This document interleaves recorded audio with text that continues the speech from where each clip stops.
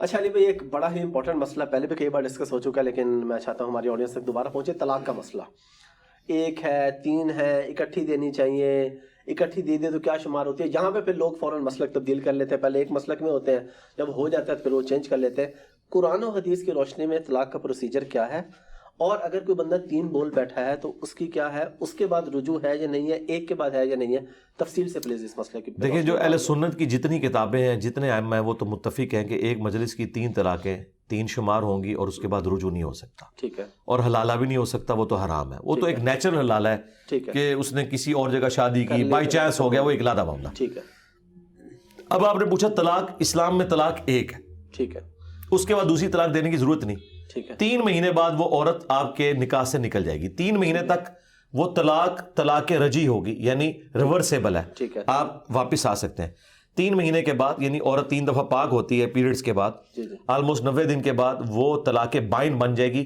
یعنی وہ طلاق کے بعد اب آپ کا نکاح بھی ٹوٹ گیا. اب آپ اپنی مرضی سے اس کی طرف رجوع نہیں کر سکتے. اس کی مرضی آپ سے شادی کرے دوبارہ، ٹھیک ہے، نئے حق مہر کے ساتھ، نئے نکاح کے ساتھ. حلالہ اب یہاں پہ نہیں، ظاہر ہے ایک طلاق کی بات ہے نا. ہاں جی.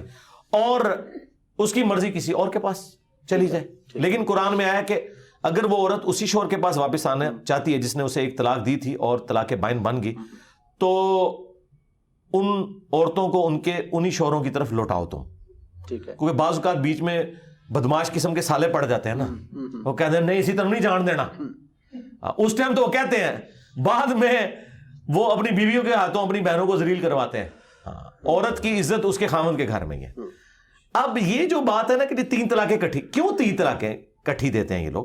اس لیے کہ ان کے پاس دین کا علم ہی نہیں. شادی کرنے کا شوق ہے، طلاق کے مسائل ہی نہیں پتا. میں نے جب کبھی کسی کا نکاح پڑھایا نا، اسے بتایا کہ بھائی 3 طلاقیں کبھی دماغ میں بھی نہیں سوچنی، ایک بھی نہیں سوچنی. کیونکہ ابو داؤد میں حدیث ہے، اللہ تعالیٰ کو حلال چیزوں میں سب سے ناپسند طلاق ہے. حلال اس لیے رکھی کہ بعض کا جینون ضرورت ہوتی ہے، ادروائز یہ اللہ کو پسند نہیں. مسلم میں حدیث ہے کہ شیطان کا تخت پانیوں پہ لگا ہوا ہے. شام کے وقت اس کے چیلے آ کے اسے مختلف گناہوں کی خبر دیتے ہیں کہ آج فلاں سے فلاں گناہ کروایا، فلاں سے فلاں. وہ خوش نہیں ہوتا. جب ایک چیلا کہتا ہے نا آج میں نے میاں بیوی میں علیحدگی کروا دی، وہ اسے معانقہ کرتا ہے. جب پھر ڈاکے ملتا ہے تو کم صحیح پایا بھائی، کیونکہ ہوں جدوں علادہ ہون گے نہ آتے معاشرے کے لیے وہ بچے ناسور بنیں گے. تو یہ اتنا نازک رشتہ ہے، اس میں ایجوکیٹ لوگوں کو کرنا چاہیے کہ ایک طلاق دیں، اور وہ بھی ضرورت پڑے تو، ادروائز ضرورت کوئی نہیں ہے. قرآن میں سٹیپ بتایا گیا نا کہ آپ نے پہلے اپنے بستر سے ان کو الگ کرنا ہے، اور پھر بہت ضرورت ہو تو آپ بس اس طرح سرزنش والا مار سکتے ہیں جس نے چھوٹے بچے کو مارا جاتا ہے. یہ نہیں کہ ہڈی پسلی اس کی توڑ دینی ہے، ایسا معاملہ نہیں کرنا، اور وہ بھی ایک ایکسٹریم کیس کے اندر ہے. تو طلاق آپ نے ایک دینی ہے. کٹھی 3 طلاقیں دینا اگرچہ حرام ہے، گناہ ہے، لیکن صحابہ کرام کا اجماع ہے کہ وہ اسٹیبلش ہو جائیں گی. اس کے ثبوت میں مسلم میں حدیث ہے کہ حالت حیض میں طلاق دینا حرام ہے، لیکن نبی الاسلام نے عبداللہ بن عمر نے جب طلاق دی تو رجوع کروایا. جب ان سے پوچھا گیا اس طلاق کو شمار کیا گیا تھا، ان کا ہاں شمار تو کیا تھا، اس کے سوا تو چارہ نہیں تھا. حرام تھی لیکن اسٹیبلش ہو گئی. صحابہ کرام کا اس کے اوپر اتفاق ہے. الموطا امام مالک میں پورا چیپٹر موجود ہے. وہ جو مسلم کی حدیث ہے نا کہ نبی الاسلام کے زمانے میں حضرت ابوبکر اور عمر کے ابتدائی دور میں 3 ایک شمار ہوتی تھی، وہ اس عورت کے لیے کہ جس کی رخصتی نہ ہوئی ہوئی ہو، مرد نے اس کے ساتھ صحبت نہ کی ہو، اسے کہتے ہیں غیر مدخولہ. غیر مدخولہ عورت کو اگر مرد 3 طلاقیں دے تو وہ ایک ہی شمار ہوگی. اس مرد کے پاس اجازت ہے کہ وہ اس عورت سے دوبارہ شادی کر سکتا ہے، ٹھیک ہے، بشرطے کہ خلوت سیاح ثابت نہ ہو، یعنی رخصتی نہ ہوئی ہو. ونس رخصتی ہو گئی ہے، خلوت سیاح ہو گئی ہے، تو پھر آپ نے اسی رول کو فالو کرنا ہے کہ اگر 3 طلاقیں دے دیں جو مرضی. اب یہ نہ جا کے اہل حدیثوں سے فتوے لیں. اہل حدیثوں میں بھی جو پڑھ لکھے علماء ہیں وہ چیز مانتے ہیں کہ یہ بعد میں، یہ زیادہ ابن تیمیہ نے مسئلہ اٹھایا تھا کیونکہ شیعہ کے ہاں یہ ایک مسئلہ تھا. خیر شیعہ کی تو اپنی بھی ریسٹرکشن علیحدہ سے ہے، بس ان سے متاثر ہو کے انہوں نے، یعنی یہ وہ مسئلہ ہے جس میں شیعہ اور وہابی ایک ہے. اچھا، ویسے تو سمجھ لو اٹ کتے دا ویر تو نہیں کرنا چاہیے تھا، اور کوئی اس کے لیے کوئی مناسب چیز تو آپس میں ان کی دشمنی ہے. انڈیا پاکستان کا ویر کہہ لیں، ٹھیک ہے، اس مسئلے میں اتفاق ہے. ہاں، اس مسئلے میں ان کا اتفاق ہے. تو بہرحال کتابیں جو ہیں نا اہل سنت کی، وہ تو یہی بتاتی ہیں کہ صحابہ کرام نے 3 کو 3 شمار کیا ہے. اس میں دوسری رائے نہیں ہے. اور یہ جو لوگ جاتے ہیں فتوے لینے، وہ ان سے اسٹامپ پیپر پہ لکھوا لیتے ہیں کہ ہم اہل حدیث ہوتے ہیں.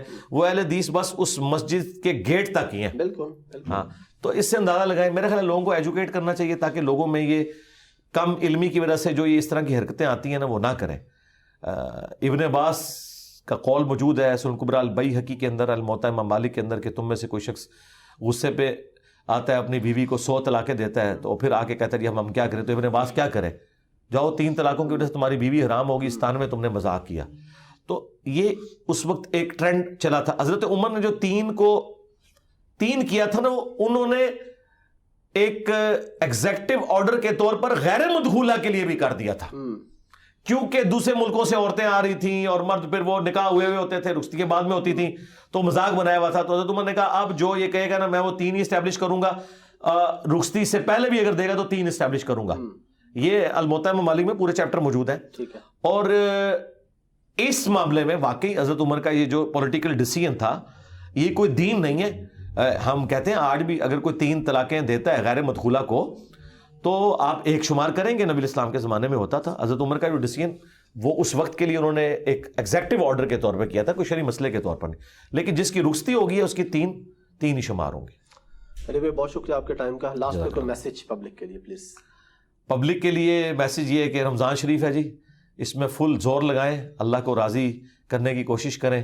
جامعہ ترمذی میں حدیث ہے، المستدرک للحاکم کے اندر حدیث موجود ہے کہ تباہ و برباد ہو جائے وہ شخص جو رمضان کا مہینہ پائے اور اپنی مغفرت نہ کروا سکے.